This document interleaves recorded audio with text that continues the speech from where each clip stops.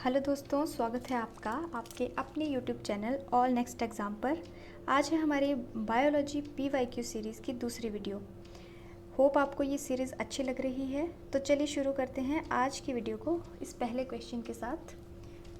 तो हमारा first question है, if a person gets protein deficient diet for a long time he is likely to have. अगर कोई person जो है उसके फूड में प्रोटीन की कमी है ना, तो और उसको उसमें क्या सिम्टम्स डेवलप हो जाएंगे। तो फर्स्ट हमारा ऑप्शन है स्टंटेड ग्रोथ, सेकंड है swelling of face, third option है discolouration of hair and option D is all of these. तो इसका जो सही आंसर है वो है ऑप्शन डी। ये सभी जो सिम्टम्स हैं वो एक जो पर्सन है जिसकी डाइट प्रोटीन डेफिशिएंट है उसमें देखने को मिलेंगे। एक तो ग्रोथ नहीं होगी, क्योंकि जो प्रोटीन है वो हमारी डेवलपमेंट में हेल्प करती है, सेल्स को रिपेयर करने में हेल्प करती है और हमें हेल्दी रखने में हेल्प करती है। तो इसीलिए ऑल ऑफ द अबव इसका आंसर है। 62. Which of the following organism play a role in converting atmospheric nitrogen into its soluble form? तो आपको पता है कि जो हमारी जो एटमॉस्फेरिक नाइट्रोजन है उसको डायरेक्टली नहीं लिया जा सकता है प्लांट्स के थ्रू, तो उसको जो है वो यूजेबल फॉर्म में कन्वर्ट करने के लिए कुछ नाइट्रोजन फिक्सिंग ऑर्गेनिज्म होते हैं, राइट। तो इनमें से कौन सा ऑप्शन है जो कि करेक्ट है? राइजोबियम, क्लेमाइडोमोनास, वायरस या फंजाई? तो इसका जो करेक्ट ऑप्शन है वो है राइजोबियम बैक्टीरिया। ये एक इम्पॉर्टेंट रोल प्ले करता है नाइट्रोजन फिक्सेशन में। क्वेश्चन नंबर 63 है, which one of the following not required for photosynthesis? इनमें से कौन सा जो आपको कुछ गैसेस दिख रही हैं, सनलाइट दिख रही है, वाटर दिख रहा है, तो इनमें से कौन सा जो है वो फोटोसिंथेसिस के लिए नहीं चाहिए?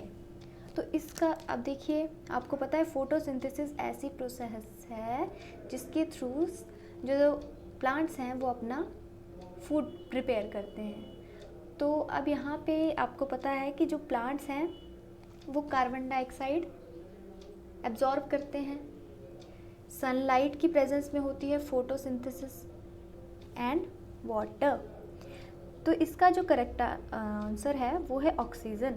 Oxygen is not required for photosynthesis because it is by product of photosynthesis. It is released when plant use carbon dioxide and water to produce sugars, right? So option A is correct. Question number 64 की अगर हम बात करें, which one of the following enzyme is present in bile juice? जो आपका bile juice है उसमें कौन सा एंजाइम है वो प्रेजेंट होता है? तो अगर हम बाइल की बात करें, bile juice does not contain any enzymes, however it does contain bile salts like taurocholic acid, glycocholic acid, taurochenodeoxycholic acid and glycochenodeoxycholic acid. The bile helps in emulsification of fats. So जो large fat molecules होते हैं वो उनको smaller fat globules में change कर देता है bile juice, ताकि फर्दर जो है अच्छे से उसकी फैट को ऐसे लार्जर मॉलिक्यूल्स को आप एब्जॉर्ब नहीं किया जा सकता है, तो इसीलिए बाइल उसमें हेल्प करता है. तो बाइल जो है इसमें कोई एंजाइम नहीं होता है, इसमें सिर्फ जो है सॉल्ट्स होते हैं, ठीक है. तो इसका आंसर है option D, none of these. Question number 65 is chylomicrons are. तो चाइलो माइक्रोन्स क्या होते हैं? अगर मैं आपको इसके बारे में बताऊं, they are protein coated fat globules and they are water soluble. Chylomicrons are the form in which fats are absorbed into circulatory system. तो अब यहाँ पे जो करेक्ट ऑप्शन आपको दिख रहा है प्रोटीन कोटेड फैट ग्लोब्यूल्स, तो option A is correct. Question number 66 की अगर हम बात करें, succus entericus is the name given to. Succus entericus किसका नाम है? तो ये जो नाम है it is name given to intestinal juice. Intestinal juice का ही दूसरा नाम सक्कस एंट्रिकस है। ये एक तरह का एल्कलाइन फ्लूइड होता है जो कि सक्रीट होता है हमारे स्मॉल इंटेस्टाइन में by the glands in the duodenum wall. Okay, small quantity में ये बनता है, ठीक है। और इसमें कुछ एंजाइम्स होते हैं जैसे कि lipases, maltases, sucrase, lactase etcetera. So it is the name given to intestinal juice. Question number 66 भी आपका हो गया। अब अगर बात करें हम क्वेश्चन नंबर 67 में, इन cockroach the air enter in the body through. तो कॉकरोच की बॉडी में एयर एंटर कैसे करती है? तो कॉकरोच का जो रेस्पिरेटरी सिस्टम होता है, कॉकरोच का जो रेस्पिरेटरी सिस्टम है वो है ऑर्गन जो है जैसे वो है ट्रैकिया, ठीक है। लेकिन ऐसा है जो स्पाइरकल्स होते हैं, ठीक है, वो ओपनिंग्स होते हैं एयर के लिए बॉडी में एंटर करने के लिए, ठीक है। तो कॉकरोच में एक तो ट्रैकिया है रेस्पिरेटरी ऑर्गन, और उसमें जो होल्स होते हैं, ठीक है, जिन्हें हम स्पाइरकल्स बोलते हैं, वो एयर को एंटर करने में हेल्प करते हैं, वो जाके थोरैक्स और एब्डोमेन में ओपन होते हैं। तो इसका जो करेक्ट आंसर है वो है ऑप्शन सी, स्पाइरकल्स। तो क्वेश्चन जो वो आपका क्वेश्चन नंबर 67 है वो भी हो गया। क्वेश्चन नंबर 68 की बात करें तो देखिए 68 में देखिए, during heavy exercise we get cramps in legs due to accumulation of. ये हमने अपनी जो हमारी पिछली वीडियो थी उसमें भी हमने डिस्कस किया था कि जब हैवी एक्सरसाइज होती है तो बॉडी की ऑक्सीजन डिमांड जो है वो बहुत ज़्यादा बढ़ जाती है। तो उसको जो है पूरा करने के लिए हमारी बॉडी कैपेबल, मतलब जैसे हम सांस लेते हैं तो उस टाइम मुश्किल होती है, ठीक है। तो उस टाइम क्या होता है कि जो हमारा ग्लूकोज है वो डायरेक्टली चेंज होने लग पड़ता है, ठीक है। और ऑक्सीजन सप्लाई हमारी लिमिटेड है, तो हमारी मसल जो है वो एनारोबिक रेस्पिरेशन करना शुरू कर देती हैं, ठीक है। और जो फिर उसमें ग्लूकोज है वो डायरेक्टली चेंज हो जाता है लैक्टिक एसिड में, ठीक है। तो उस वजह से लैक्टिक एसिड बनने की वजह से हमें क्रैम्प्स होते हैं हैवी एक्सरसाइजेस के बाद। अगर हमारा अगला क्वेश्चन जो है वो है साइट ऑफ ग्लाइकोलाइसिस। तो हमारी जो ग्लाइकोलाइसिस है वो होती है साइटोप्लाज्म में, ठीक है। ग्लाइकोलाइसिस में ऐसा है, जो ग्लूकोज है उसकी पार्शियल ऑक्सीडेशन होती है और उससे जो है दो मॉलिक्यूल पायरुविक एसिड के बनते हैं। पायरुविक एसिड जो है एक 3 कार्बन कंपाउंड है, ठीक है। Next question is ripening of fruit is accompanied with. तो फ्रूट्स को राइप होने में कौन हेल्प करता है? तो जो फ्रूट को राइप होने में हेल्प करता है वो करता है इथाइलिन। आपने बनाना के बारे में सुना होगा, ठीक है, उनको कच्चा तोड़ लेते हैं और उनको इथाइलिन स्प्रे करते हैं उनके ऊपर जिससे कि वो पक जाते हैं, ठीक है। सो क्वेश्चन नंबर 71 की अगर हम बात करें, सिग्मोइड कोलन, ठीक है, कहाँ प्रेजेंट है ये पूछा है। तो जो सिग्मोइड कोलन है वो है हमारी लार्ज इंटेस्टाइन का पार्ट। तो लार्ज इंटेस्टाइन में देखो क्या क्या होता है, caecum, ascending colon, transverse colon, descending colon and sigmoid colon and rectum. तो किसका पार्ट है ये? हमारी लार्ज इंटेस्टाइन का पार्ट है सिग्मोइड कोलन। अब 72 क्वेश्चन है, left lung of human is. तो कितने लोब्स होते हैं ह्यूमन की लेफ्ट लंग में? तो जो लेफ्ट लंग होता है हमारा वो होता है 2 लोब्ड, ठीक है। और अगर राइट लंग की बात करें तो वो 3 लोब्ड होता है, ठीक है, right lung 3 lobed. Question number 73 उसकी बात करें तो क्वेश्चन नंबर 73 में आपसे पूछा है organ is called as graveyard of RBC. बिल्कुल डायरेक्ट क्वेश्चन पूछा है, स्प्लीन। यहाँ पे जाके जो आरबीसीज हैं जो कि पुराने हो चुके हैं। 120 डेज़ लाइफ स्पैन होता है आरबीसी के, तो जो 120 डेज़ के बाद जो आरबीसी हैं डिस्ट्रॉय होने के लिए वो स्प्लीन के पास चले जाते हैं। क्वेश्चन नंबर 74 की अगर बात करें, chordae tendineae of heart are found in. तो जो कॉर्डा टेंडिने हैं वो वेंट्रिकल में आपके मिलते हैं, ठीक है। ये फाइब्रस कॉर्ड्स होते हैं, इनको हार्ट स्ट्रिंग्स भी बोलते हैं, ठीक है। और ये प्रिवेंट करते हैं जो एवी वॉल्स हैं आपके from opening in reverse during ventricular systole, है ना, ताकि वो उल्टे ना खुलें। तो इसका जो करेक्ट आंसर है वो है ventricle. Question number 75, pacemaker of heart. ऐसे नोट को आप बोलते हैं पेस मेकर ऑफ हार्ट, और एवी नोट को बोलते हैं पेस सेटर। क्वेश्चन नंबर 76 की अगर बात करें, मालपिजियन ट्यूब्यूल्स, अलग अलग प्रोनाउंसिएशन हो सकती है इसकी, ठीक है। तो ये किसके एक्सक्रीटरी ऑर्गन्स हैं? तो ये हैं आपके कॉकरोच के, ठीक है। इंसेक्ट है कॉकरोच और इसमें मालपिजियन ट्यूब्यूल्स होते हैं।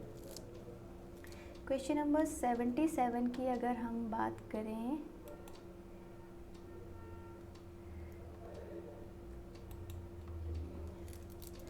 those animals which excrete large amount of ammonia are generally, ऐसे एनिमल्स जो कि बहुत ज़्यादा अमोनिया एक्सक्रीट करते हैं वो कैसे होते हैं? तो देखिए वो ज़्यादातर एक्वेटिक होते हैं। क्यों? क्योंकि ज़्यादा वाटर, अमोनिया जो है वो बहुत हानिकारक होता है ना, तो इसको डाइल्यूट करना भी बहुत ज़रूरी है। सो ज़्यादातर जो है एक्वेटिक एनिमल जो हैं आपको अमोनिया एक्सक्रीट करने वाले मिलते हैं, है ना। आपको पता है कि यूरिया एक्सक्रीट करने वाले एनिमल्स भी होते हैं और यूरिक एसिड भी, ये 3 तरह के आपके एक्सक्रीटरी प्रोडक्ट्स हैं। अब अगर हम बात करें, fresh water bony fishes maintain their water balance by. तो फ्रेश वाटर जो बोनी फिशेस हैं वो जो अपनी बॉडी में वाटर बैलेंस कैसे बनाती है?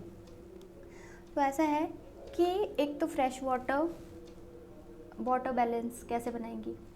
तो ऐसा है कि जो फ्रेश वाटर बोनी फिशेस होती हैं उनकी बॉडी में ऐसा है कि जो जैसे सॉल्ट है ना वो लेस होगा, है ना। और क्या ज़्यादा होगा उनकी बॉडी में? उनकी बॉडी में जैसे फ्रेश वाटर है तो उसमें सॉल्ट लेस है, मैंने पहले उल्टा बोल दिया। फ्रेश वाटर है उसमें सॉल्ट लेस है, ठीक है। और फिश इनसाइड, अगर हम फिश की बात करें तो फिश के अंदर जो है सॉल्ट वो है थोड़ा ज़्यादा, है ना, as compared to water. Fish की बॉडी के अंदर सॉल्ट ज़्यादा है। तो ऐसा है कि अब आपको पता है कि from low concentration to high concentration, है ना, ऐसे मूवमेंट होती है। तो वाटर जो है वो ऑस्मोसिस के थ्रू अंदर जाएगा, ठीक है। तो एक्सेस वाटर है वो एलिमिनेट हो जाएगा एक्सक्रीशन के थ्रू, ठीक है। तो अब उस वाटर में क्या होगा? सॉल्ट जो है वो बहुत कम होगा, ठीक है। तो ऐसा है, तो उस जैसे सॉल्यूट कम हो और सॉल्वेंट ज़्यादा हो तो ऐसे को बोलते हैं आप हाइपोटोनिक। तो क्या करेंगी वो? एक्सक्रीटिंग हाइपोटोनिक यूरिन, ठीक है। अगर हम 79th क्वेश्चन की बात करें, लूप ऑफ हेनले कहाँ मिलती है आपको? तो ये मिलती है आपको नेफ्रॉन में, ठीक है। और ये यूरिन की कॉन्सेंट्रेशन को मेंटेन, जो length of loop of Henle है उससे ही जो यूरिन की कॉन्सेंट्रेशन जो है वो मेंटेन होती है। जितनी ज़्यादा लेंथ होगी उतना ज़्यादा कॉन्सेंट्रेशन पे इफ़ेक्ट पड़ेगा, ठीक है। जो क्वेश्चन नंबर 80 है, important muscle protein that helps in muscle contraction. यहाँ पे मसल कॉन्ट्रैक्शन है, ठीक है। तो एक्टिन और मायोसिन फिलामेंट्स होते हैं मसल में, ठीक है। ट्रोपोमायोसिन और ट्रोपोनिन, ये दोनों जो हैं ये रेगुलेटरी प्रोटीन्स हैं, जो कि मसल कॉन्ट्रैक्शन को ऑन ऑफ करने में हेल्प करते हैं। तो इसका अब एक्टिन मायोसिन भी मिलता है, ट्रोपोमायोसिन भी और ट्रोपोनिन भी। तो इसका जो करेक्ट ऑप्शन है वो है option D, all of these. Question number 80 की अगर बात करें हम, which one of the following is a plant hormone. अब देखिए इंसुलिन ह्यूमंस में मिलता है, थायरॉक्सिन भी ह्यूमंस में मिलता है, एस्ट्रोजन भी ह्यूमंस में मिलता है और साइटोकाइनिन एक प्लांट हार्मोन है। ठीक है, तो इसका जो करेक्ट ऑप्शन है वो है ऑप्शन डी। आपका 81 क्वेश्चन भी हो गया। 82 melanocyte stimulating hormone is secreted by. ठीक है, जो मेलेनोसाइट है उसको स्टिमुलेट करने वाला हार्मोन है, उसको कौन सिक्रेट करता है? तो उसको जो है सिक्रेट करती है आपकी intermediate lobe of pituitary gland. Melanin produce करती हैं, आपको पता है ना, डार्क पिगमेंट मेलेनोसाइट्स। तो उनको स्टिमुलेट करने वाला जो हार्मोन है वो हमारी पिट्यूटरी की इंटरमीडिएट लोब करती है। क्वेश्चन नंबर 83 अगर देखें, in DNA adenine is paired with. तो एडेनिन जो है, जो ए है, it always pair with T and guanine is paired with C. Adenine, thymine, guanine, cytosine. तो जो इसका जो करेक्ट ऑप्शन है वो है ऑप्शन ए, थायमिन। अब हम बात करते हैं 84 क्वेश्चन की, glucose is stored as glycogen in. Glucose जो है हमारी बॉडी में एज ग्लाइकोजन स्टोर्ड होता है ना। तो वो कहाँ होता है? तो वो होता है हमारे लिवर में। 84 का करेक्ट आंसर है C. In mitosis nuclear membrane and nucleolus disappear during. अब जब देखा होगा आपने, जब माइटोसिस स्टार्ट होती है ना, तो सबसे पहले क्या होता है? न्यूक्लियर मेम्ब्रेन डिसअपियर होगी।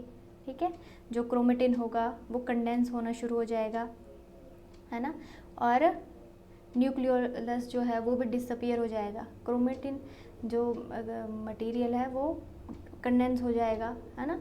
तो ये जो सबसे पहले होता है ना, प्रोफेज में ये सब होता है। प्रोफेज, फिर मेटाफेज आएगा, फिर एनाफेज, फिर टीलोफेज। तो आ गया आपका प्रोफेज में। Crossing over is responsible for. अब क्रॉसिंग ओवर क्या करती है?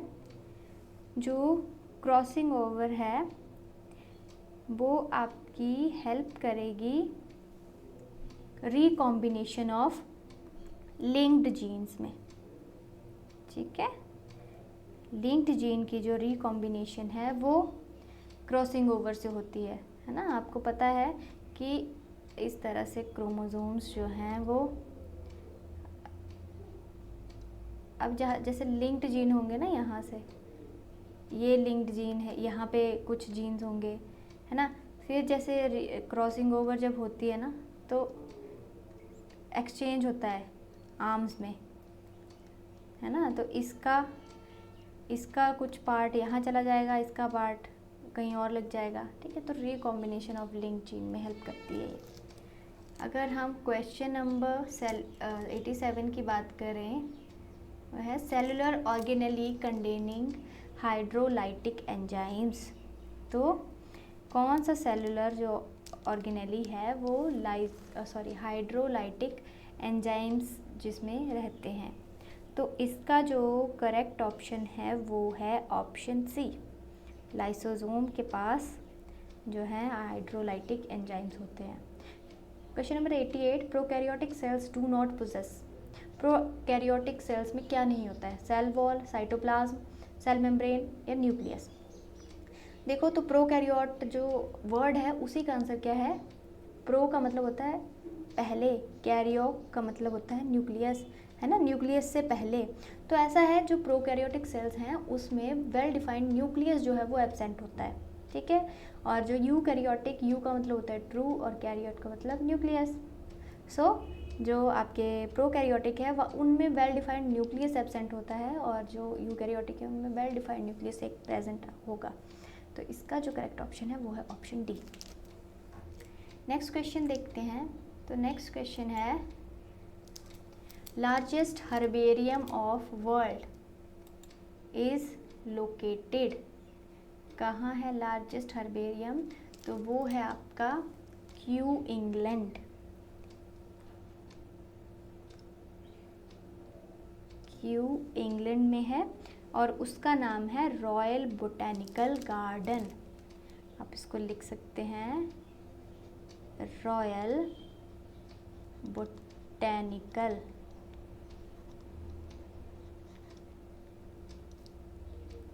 गार्डन, क्यू, और क्यू आपका कहाँ है?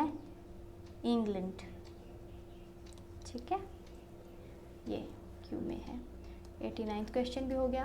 क्वेश्चन नंबर अगर 90 की बात करें, cell wall of diatoms is formed of, option A cellulose, B pectin, cellulose and silica, cellulose and chitin. तो इसका जो करेक्ट ऑप्शन है वो है सेल्यूलोज एंड सिलिका। अब ऐसा है, जो डायटम्स होते हैं वो यूनिसेल्युलर एल्गी होते हैं, ये भी आपको पता होना चाहिए। यूनिसेल्युलर, ये भी एक तरह के एल्गी हैं, लेकिन ये कैसे हैं? यूनिसेल्युलर एल्गी हैं, और ये भी ठीक है, और यूनिसेल्युलर एल्गी हैं। और जो इनकी सेल वॉल है उसको फ्रस्ट्यूल बोलते हैं या तो शेल बोलते हैं।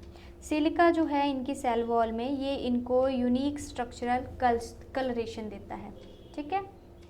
अब चीरोपटेरोफिली, चीरोपटेरोफिली इसका मतलब होता है ये एक तरह की पॉलिनेशन की टाइप है ना, मोड ऑफ पॉलिनेशन।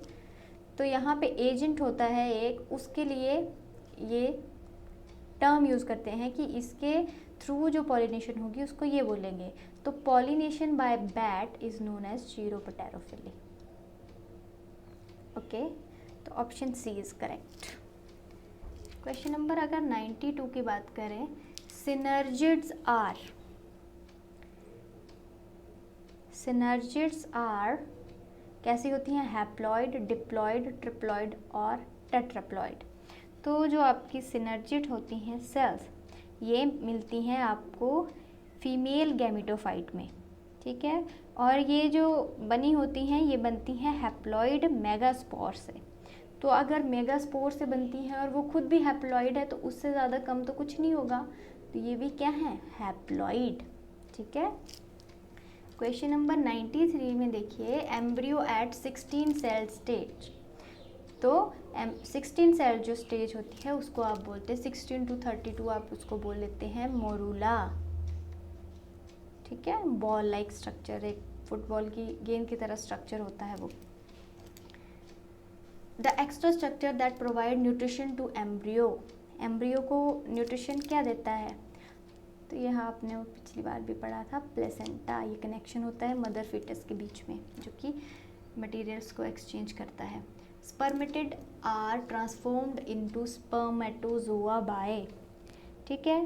तो स्पर्मेटिड का ट्रांसफॉर्म होना स्पर्मेटोजोआ में, तो वो जो प्रोसेस है उसको आप बोलते हैं स्पर्मियोजेनेसिस। इसका जो करेक्ट ऑप्शन है वो है, तो यहाँ पे मीनो लिखा है लेकिन सिर्फ यहाँ पे ओ होगा, स्पर्मियोजेनेसिस, ठीक है। स्पर्मिएशन होती है रिलीज ऑफ स्पर्म, स्पर्मेटोजेनेसिस होता है फॉर्मेशन ऑफ स्पर्म्स, ठीक है। Question number 96, the part of Fallopian tube closest to ovary, ovary के नज़दीक सबसे ज़्यादा क्या होता है? तो अगर हम बात करें जो फैलोपियन ट्यूब है उसके 3 पार्ट्स होते हैं, ठीक है, 3 पार्ट्स होते हैं।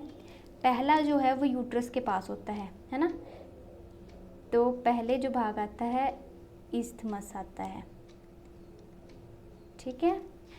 उसके बाद ईस्थमस के पास फिर आएगा एम्प्यूला,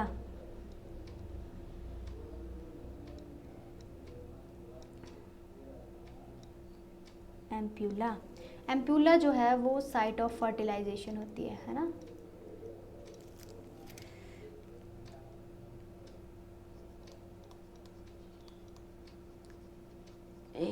फर्टिलाइजेशन होती है यहाँ पे। और अगर हम बात करें अगले पार्ट की, एम्प्यूला के बाद आता है इनफंडिबुलम,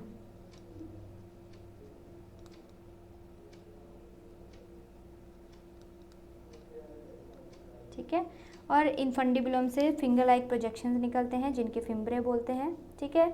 और एग को ओवरी से पिक करने का ये काम करेंगे। तो इस्थमस, एम्प्यूला, और तो इस्थमस जो है वो यूट्रस के पास है। किसके पास है ये? यूट्रस।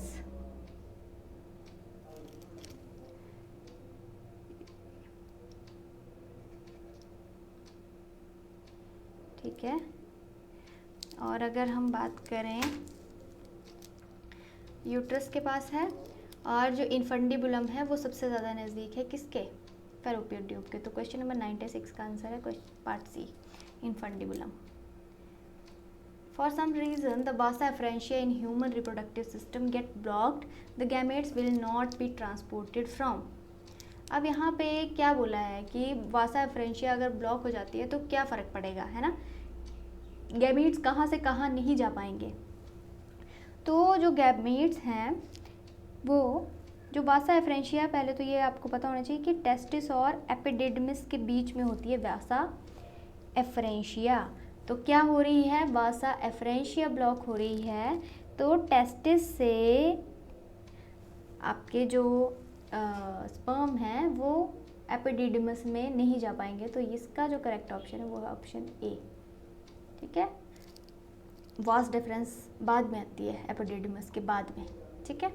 ओवरी तो फीमेल का पार्ट है, वजाइना भी फीमेल का पार्ट है।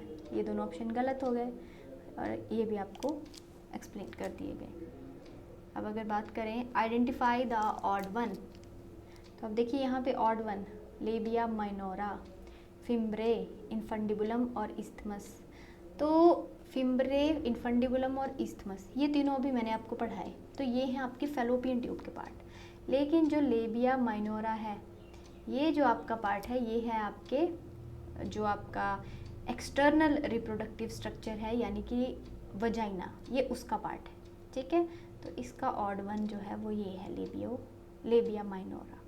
Question number 99, Aedes mosquito is vector of. जो एडीज मॉस्किटो है वो किसका वेक्टर है? तो ऑप्शन ए मलेरिया, नो, क्योंकि मलेरिया जो है उसको फैलाती है फीमेल एनोफ्लीस, ठीक है।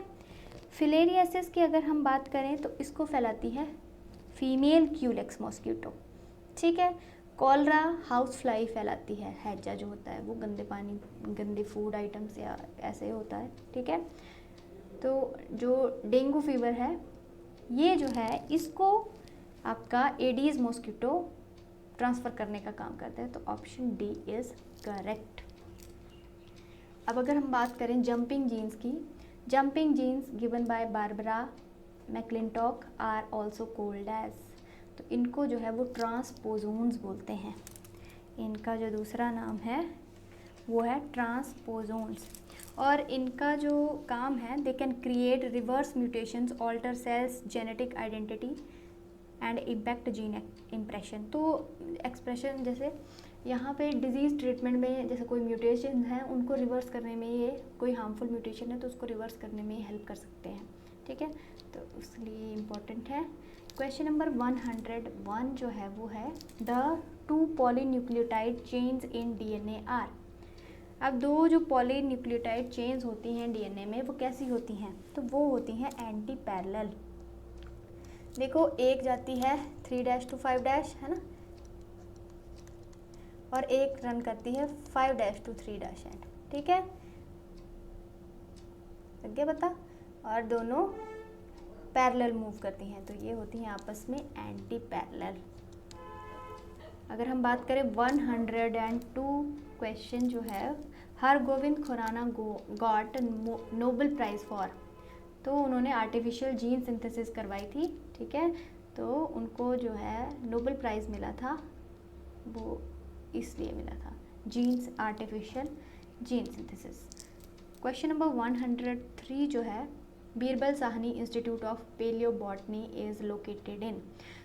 तो जो बीरबल साहनी है उन्होंने बहुत रिमार्केबल जो वर्क किया है इंडियन जो पैलेंटोलॉजी है उसमें, उनको फादर माना जाता है उसका, ठीक है। तो लखनऊ में उनका जो वो है इंस्टीट्यूट है पेलियोबॉटनी का। क्वेश्चन नंबर 104 की बात करें, which of the following is living fossil. इनमें से कौन सा लिविंग फॉसिल है? तो इनमें से जो साइकस है वो है आपका लिविंग फॉसिल। अब साइकस लिविंग फॉसिल क्यों है? देखो साइकस के को जैसे माना जाता है कि ये डायनासोर से पहले से अर्थ पे मौजूद है, ठीक है, और इतने समय में इसकी कोई क्लोजेस्ट मेंबर भी प्रेजेंट नहीं है, अकेले यही प्रेजेंट है। इन सब की बहुत सारी वैरायटीज प्रेजेंट है और अलग अलग स्पीसीज प्रेजेंट है, लेकिन साइकस की नहीं है, ठीक है, तो इसीलिए इसको लिविंग फॉसिल बोलते हैं। Scientific name of Java man. अब जावा मैन ये ह्यूमन एंसेस्ट्री अगर आप लोगों ने पढ़ी होगी, ठीक है, तो उसमें आते हैं ये नेम, ठीक है। तो जैसे अगर हम बात करें होमो इरेक्टस की, तो होमो इरेक्टस का नाम है जावा मैन, ठीक है। ये आपका सही आंसर तो इसका मिल गया कि जावा मैन आप बोलते हैं होमो इरेक्टस को। होमो हैबिलिस की बात करें तो इसका जो नाम है वो है प्लेस्टोसीन मैन, प्लेस्टोसीन मैन, ठीक है, ये है PLEISTOCEN,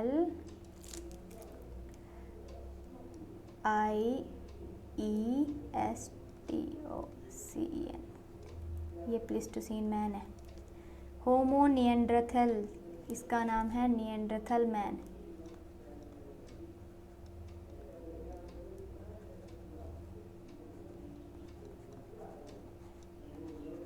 ठीक है, और ऑस्ट्रेलोपिथिकस का नाम है एप लाइक मैन, ठीक है, ये जो है वो है एप लाइक, ये है एप लाइक, ठीक है। Question number 106, term nucleolus was coined bye. तो जो टर्म न्यूक्लियोलस है वो आपकी दी है बोमन ने, ठीक है। इन एड्स HIV किल्स। HIV क्या करती है? जैसे किसी को एड्स हो जाए तो सबसे पहले होता क्या है, जो आपके T हेल्पर सेल्स हैं ना वो डिस्ट्रॉय होते हैं, ठीक है। तो इसका इम्पैक्ट क्या पड़ता है, जो इम्यून सिस्टम है उस पर्सन का वो बहुत ही ज़्यादा वीक हो जाता है ना, डिजीज़ से आसानी से वो प्रोन होता है, कोई भी डिजीज़ हो जाती है मतलब उनको आसानी से, ठीक है।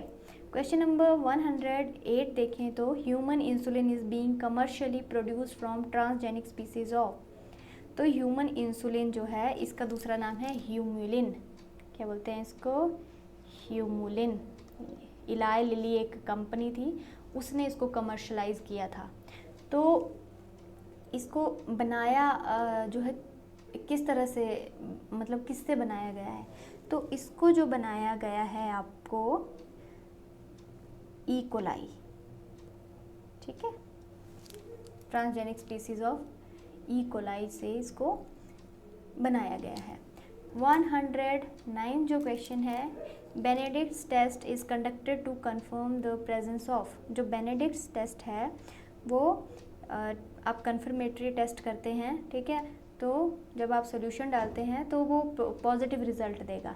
तो इनमें से किसकी प्रेजेंस को वो दिखाता है, पॉलीसेकेराइड, रिड्यूसिंग शुगर, लिपिड्स या प्रोटीन्स। तो इसका जो करेक्ट ऑप्शन है वो है आपका रिड्यूसिंग शुगर। जब भी आपने रिड्यूसिंग शुगर के लिए कोई टेस्ट देखना है, आपको कोई सोल्यूशन दे दिया जाता है, ये प्रैक्टिकल्स में मोस्टली यूज़ होता है, तो आपको सोल्यूशन दे दिया जाता है, तो अगर उस सोल्यूशन में कोई रिड्यूसिंग शुगर मिलाया गया होगा, ठीक है, तो ये बेनेडिक्ट्स टेस्ट जो है वो पॉजिटिव रिजल्ट देगा। तो रिड्यूसिंग शुगर के लिए आप इसको यूज़ कर सकते हैं।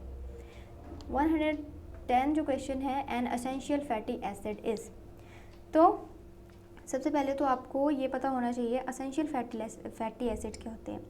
जैसे जो एसेंशियल फैटी एसिड्स होते हैं वो हमारी बॉडी में सिंथेसाइज नहीं हो सकते हैं, ठीक है, तो उनको अगर हमें लेना है या खाना है, ठीक है, तो आप क्या बोलेंगे, फूड सप्लीमेंट्स का हेल्प लेंगे आप। तो इसमें यहाँ पे ऐसा है, जो लिनोलेनिक एसिड और अल्फ़ा लिनोलेनिक एसिड हैं, ये जो हैं आपके दोनों, ये हैं आपके एसेंशियल फैटी एसिड, ठीक है। और अगर नॉन एसेंशियल फैटी एसिड्स की बात करें, they can be synthesised inside body.